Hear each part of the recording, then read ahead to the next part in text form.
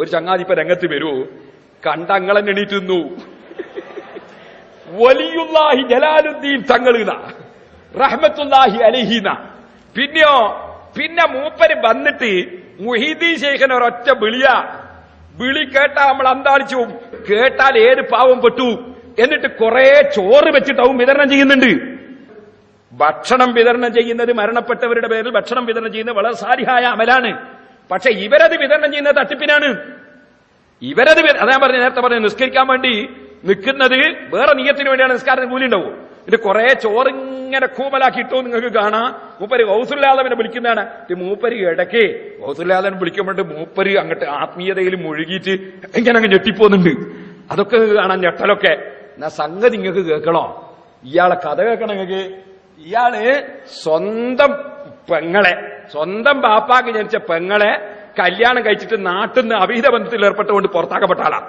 എന്നിട്ട് അതിൽ 2 മക്കളുണ്ട്. ഇപ്പോ അയാളാണ് വലിയുല്ലാഹി ജലാലുദ്ദീൻ റഹ്മത്തുല്ലാഹി അലൈഹി.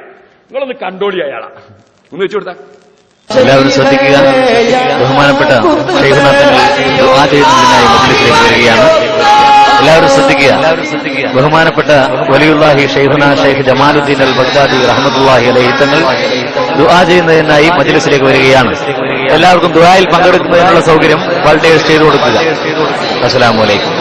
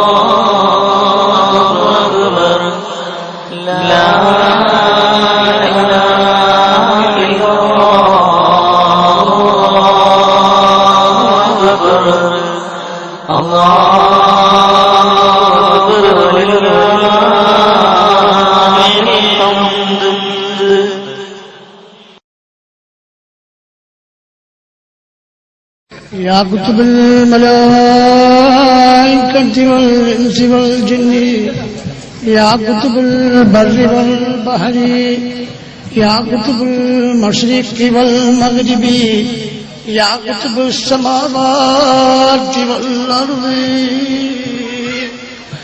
يا كتب العرش والكرسي واللوح والقلم يا غوث الأعظم يا غوث الأعظم يا غوث الأعظم يا شيخ الأعظم يا شيخ الأعظم يا شيخ الأعظم يا أستاذ الأعظم يا إمام الأعظم يا إمام الدين يا إمام المتقين يا سلطان العارفين الشيخ محي الدين عبد القادر. മുസ്ലിമീങ്ങൾ മനസ്സിലാക്കണം, യാ ഗൗസുൽ ആലം എന്ന് വിളിച്ചുകൊണ്ട് സുന്നിയാവൂല. സുന്നികൾ യാ ഗൗസുൽ ആലം എന്ന് വിളിക്കുന്നേ ഉള്ളൂ, അതുകൊണ്ട് വിളിച്ചവനൊക്കെ സുന്നിയാവൂല. അത് മനസ്സിലാക്കണം. യാ ഗൗസുൽ ആലം എന്ന് വിളിച്ചിട്ട് ഇവിടെ ചെയ്യുന്നത് എന്താ? നിസ്കരിക്കാൻ പോകണ്ടോ? നിസ്കരിക്കലുണ്ടോ? പള്ളിയിൽ പോകണ്ടോ?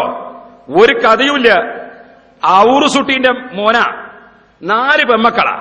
അതിൽ 3ാമത്തെ മോളാണ് ആസിയ. ഈ 3ാമത്തെ മോളെയാണ് ഇയാൾ കെട്ടി, സ്വന്തം പെങ്ങളെ ഇയാൾ കെട്ടി. ഇത് നാട്ടിൽ നിന്ന് പുറത്താക്കിയതാ.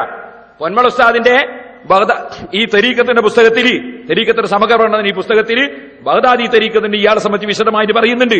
അതനുസരിച്ചാണ് ഞാൻ പറഞ്ഞത്. തൃശൂർ ജില്ലയിലെ തൃപ്രയാറിൽ നിന്ന് ഏതാണ്ട് 6 കിലോമീറ്റർ അകലെയുള്ള ചിറക്കൽ എന്ന പ്രദേശമാണ് ഇയാളുടെ നാട്.